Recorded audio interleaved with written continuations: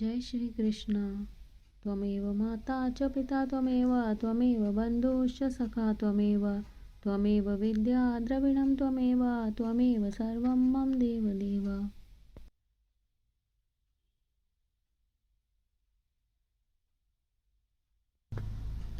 श्रीमद् भगवद गीता के 7वें अध्याय का महात्मा। भगवान शिव कहते हैं, पार्वती, अब मैं 7वें अध्याय का महात्म्य बतलाता हूँ, जिसे सुनकर कानों में अमृत राशि भर जाती है। पाटलिपुत्र नामक एक दुर्गम नगर है, जिसका गोपुर द्वार बहुत ही ऊंचा है। उस नगर में शंकर्ण नामक एक ब्राह्मण रहता था। उसने वैश्य वृत्ति का आश्रय लेकर बहुत सा धन कमाया, किंतु न तो कभी पितरों का तर्पण किया और न देवताओं का पूजन ही। वह धनोपार्जन में तत्पर होकर राजाओं को ही भोज दिया करता था। एक समय की बात है, उस ब्राह्मण ने अपना चौथा विवाह करने के लिए पुत्रों और बंधुओं के साथ यात्रा की। मार्ग में आधी रात के समय जब वह सो रहा था, एक सर्प ने कहीं से आकर उसकी बाह में काट लिया। उसके काटते ही ऐसी अवस्था हो गई कि मणि, मंत्र और औषधि आदि से भी उसके शरीर की रक्षा असाध्य जान पड़ी। तत्पश्चात कुछ ही क्षणों में उसके प्राण पखेरु उड़ गए। फिर बहुत समय के बाद वह प्रेत सर्प योनि में उत्पन्न हुआ। उसका चित्त धन की वासना में बंधा था। उसने पूर्व वृत्तांत को स्मरण करके सोचा, मैंने जो घर के बाहर करोड़ों की संख्या में अपना धन गाड़ रखा है, उससे इन पुत्रों को वंचित करके स्वयं ही उसकी रक्षा करूंगा।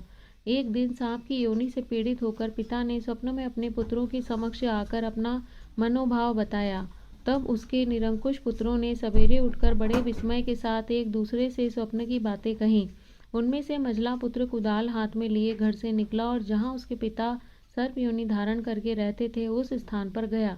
यद्यपि उसे धन के स्थान का ठीक ठीक पता नहीं था, तो भी उसने चिन्हों से उसका ठीक निश्चय कर लिया और लोग बुद्धि से वहां पहुंचकर बांबी को खोदना आरंभ किया।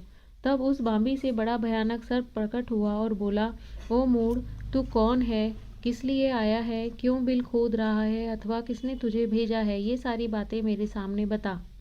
पुत्र बोला, मैं आपका पुत्र हूँ, मेरा नाम शिव है। मैं रात्रि में देखे हुए स्वप्न से विस्मित होकर यहाँ का सुवर्ण लेने के कौतूहल से आया हूँ।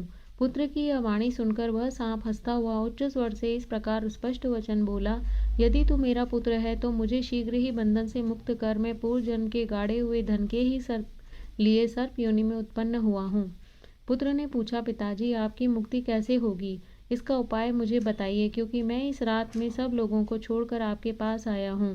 पिता ने कहा, बेटा, गीता के अमृतमय 7वें अध्याय को छोड़कर मुझे मुक्त करने में तीर्थ, दान, तप और यज्ञ भी सर्वदा समर्थ नहीं है।